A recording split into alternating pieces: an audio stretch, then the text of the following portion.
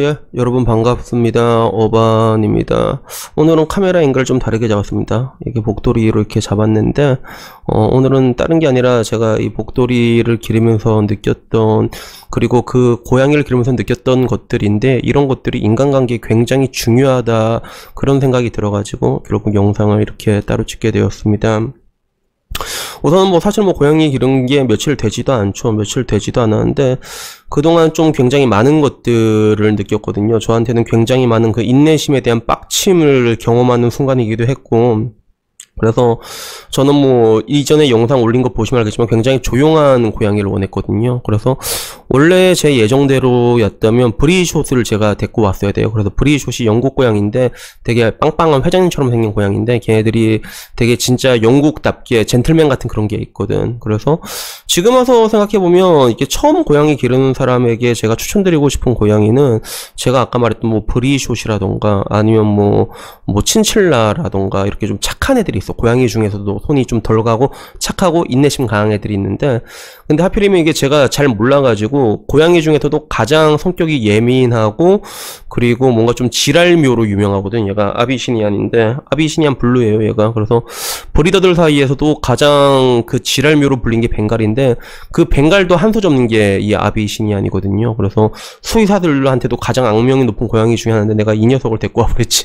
그러면서 이 얘를 이렇게 기르면서 느낀 것들이 있어요 사실. 그리고 이 며칠 동안 제가 잠을 제대로 못 잤거든요. 잠을 거의 제대로 못 잤는데 아마 앞으로 얘가 뒤질 때까지 잠을 내가 제대로 못 잘 것 같아요. 그래서 얘 지금 보면 알겠지만 항상 잘 때마다 이렇게 와. 자기가 잠 오고 그럴 때마다 나한테 오거든요. 그리고 내가 위에서 자면 또 내 위에 와서 내 옆에서 자요. 내 몸 위에 올려놓고 치대고 그러고 자게 되는데, 근데 내가 이 지랄 맞은 고양이를 이 며칠 동안 기르면서 느낀 게 뭐였냐면, 첫 번째는 인내심에 대한 한계를 좀 많이 경험을 했어요. 그래서 얘 같은 경우는 아까 말한 것처럼 자면 지가 와서 이렇게 하루 종일 잠만 자면 편한데 또 지가 깨어나면 놀아달라고 저를 깨우거든요. 막 손가락으로 막 핥혀요. 그래서 제가 요즘 보면 이렇게 맨날 바지를 입어도 집에서도 바지를 계속 입어요. 잘 때도. 복층에서도.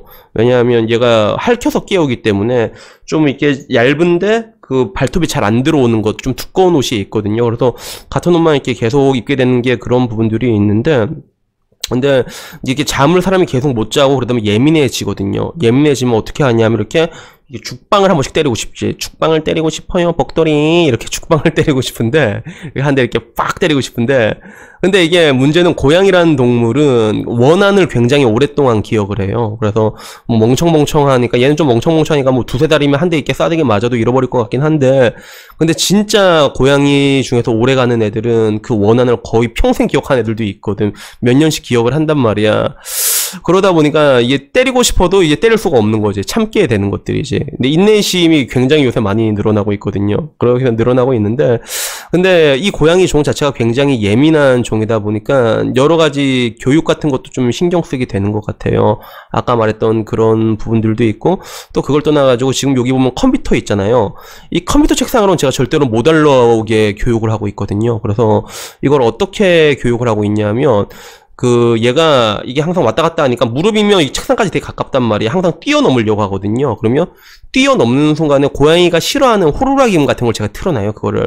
그래서 그거를 몇 번 반복을 하니까 얘가 이제 안 올라가더라고, 책상 위로. 그래서 이런 식으로 고양이는 교육을 하는 거구나 라고 이게 느끼게 되면서, 고양이가 어떻게 했을 때 가장 이제 뭔가 정서적으로 이제 안정되고, 얘가 특히나 지랄 맞은 고양이다 보니까 그런 것들에 대해서 이제 알게 되는데, 그 중에 하나 굉장히 중요한 게 뭐냐면, 고양이와의 관계에서는 그 느슨한 관계가 진짜 중요합니다. 여기서 느슨한 관계란 건 뭐냐면, 지금은 제가 이렇게 만져주면 되게 좋아해요. 심지어는 내 옆에 왔을 때도 갑자기 포커스가 안 맞는 것 같네요. 다시 포커스, 잠깐만요. 포커스 좀 맞추자. 안 맞노. 잘생긴 얼굴이 잘 안 나오잖아. 좀 가까이 붙어볼까? 이렇게? 아이고, 놀랐어? 복돌이? 그래, 다시 얘기를 하자면 거리라는 게 굉장히 중요하거든요, 얘들한테는. 그래서 지금은 내가 조기교육처럼 이렇게 손도 이렇게 만져. 하이파이브, 복돌이 손 줘요. 손 줘봐. 손. 고양이는 손 만지는 거 되게 싫어하거든, 이거를. 그래서 이거를 내가 만지는데, 어렸을 때부터 만지면 그렇게 많이 싫어하진 않아. 이렇게 계속 이게 조기교육을 이렇게 하고 있는데, 근데도 얘는 내가 이렇게 만져주면 되게 잘 때는 만지면 골골거리면서 그렇게 좋아하는 애가, 또 내가 지금 이렇게 만지려면 또 싫다고 할 때가 있거든. 그러면 그때는 또 만지면 안 돼요. 그때는. 그러니까 이게 뭐냐면 약간 그런 느낌이야. 내가 얘를 정말로 좋아하지만 얘가 좋아할 때만 만져줘야 되는 것들이 있거든요. 그래서 걔는 그런 거 없잖아. 걔는 그런 게 없는데 고양이는 그런 게 있어. 근데 이 모습이 한편은 어떤 생각이 드냐면 우리 옛날에 부모님들은 그런 게 있잖아. 내가 너희들을 사랑하니까 그 너희들의 인생에 내가 간섭하고 참견하는 것들에 대해서 그게 사랑이라고 생각을 하잖아요. 근데 사실 전혀 그렇지가 않잖아. 고양이들도 약간 마찬가지야. 내가 얘를 이렇게 사랑하고 좋아하지만 얘가 좋아할 때 만져달라고 할 때만 만져줘야 돼. 지금은 깨물잖아, 그치? 지금은 또 만지면 또 싫어한단 말이야. 뭐 지금은 이렇게 뭐 이 정도면 이게 만져 상관없던 건데 얘 하이파이브 이렇게 하는 건데 또 싫다면 또 제가 안 만지거든요, 그게. 마찬가지로 이렇게 안으려고 하지도 않아요. 가만히 냅둬도 지가 오고 싶으면 그때 온단 말이에요. 고양이는 항상 그런 식이거든.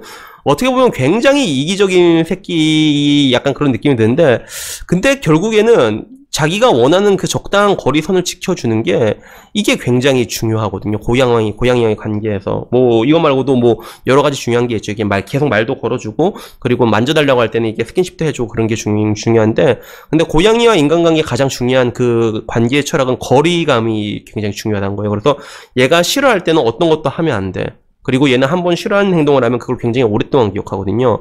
근데 이게 비단 고양이한테만 중요한 게 아니라 사람 관계에서 이게 더 중요한 것 같더라고. 이 거리라는 것들이. 그래서 지금 현재 일본에 유행하고 있는 게 공생결혼이라는 게 있잖아요. 공생결혼. 그래서 그 공생결혼이라는 게 뭐냐면 약간 계약결혼 같은 건데 그저 그냥 형식적으로 부부인데 서로 자기 인생 살면서 그냥 저녁에 밥만 같이 먹자 이런 관계의 부부도 실제로 있어요. 그래서 그 공생결혼의 그 계약마다 서로 니즈가 다르니까 뭐 여기에 관계가 포함된 경우도 있고 섹스라는 게 안 된 경우도 있는데 근데 가장 중요한 것들은 그런 느슨한 인간관계를 유지하기 위해서 결혼을 하는 사람들도 일본엔 지금 굉장히 많다는 것들이죠. 그리고 한편으로는 이게 한국에선 더 중요한 게 한국식 연애나 이런 것들은 진짜 존나 하드코어 하거든요. 아까 우리 부모님들이 그런 거 이렇게 참견하고 억압하고 이런 것들을 사랑이라 생각한 것처럼 연인들 간에서 이런 게 엄청 심하지, 그치? 참견하고 왜 연락이 없냐, 뭐냐 그러면서 이거 사랑하니까 이런 거다라는 게 전형적인 한국식 인간관계거든요, 그게.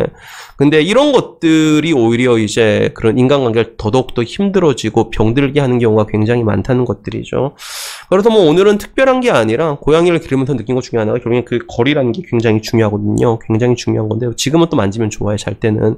근데 이게 상대방이 이 어느 정도 거리라는 것들이 보통 고양이를 기르는 인간들이라면 다 그런 것들을 유지하거든요. 그게 고양이들과의 관계의 최적이라는 걸 알고 있단 말이에요. 근데 사실은 이게 고양이한테만 적용되는 게 아니라 인간과의 관계에서 특히나 한국에는 더더욱 또 그런 이 적당한 거리라는 것들이 관계에 되게 많이 필요한데 우리 한국식 그런 K 인간관계는 굉장히 하드코어 하잖아요. 그래서 오늘 그냥 고양이를 기르다가 이런 관계라는 게 사실 고양이한테 중요한 게 아니라 인간들한테 필요한 건데 라는 생각이 좀 들어가지고 그냥 오늘 얘기를 한번 해봤습니다.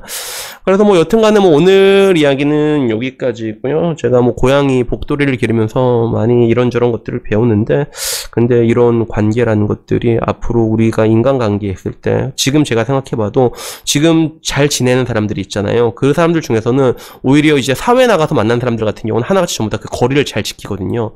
서로 침해하지 않으니까 관계가 이게 스무스하게 이어진 경우가 되게 많더라고요. 그러니까 여러분들에게도 말하고 싶은 게 한번 어느 정도 이 거리라는 것들을 서로 지켜주는 게 그게 장기적인 인간관계도 굉장히 좋다는 것들에 대해서 그냥 다시 한번 강조드리고 싶었습니다. 그래서 여튼간에 뭐 오늘 이야기는 여기까지고요. 다음에는요 조금 더 좋은 이야기로 찾아뵙도록 하겠습니다. 이상입니다. 감사합니다.